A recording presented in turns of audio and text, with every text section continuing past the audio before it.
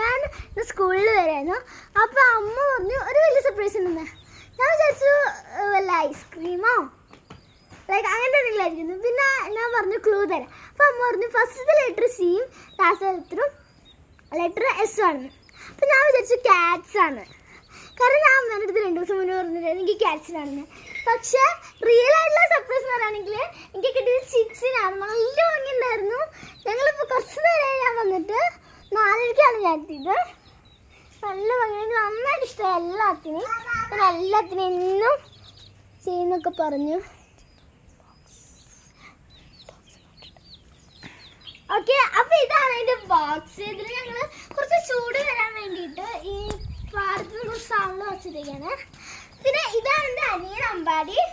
പിന്നെ നോക്കി ഞാൻ ടാറ്റു അടിച്ചതാട്ടോ. ടാറ്റു എന്നല്ല, ബ്രഷ് പെൻ ഉണ്ട്. ഇത് അമ്മ അമ്പാടി.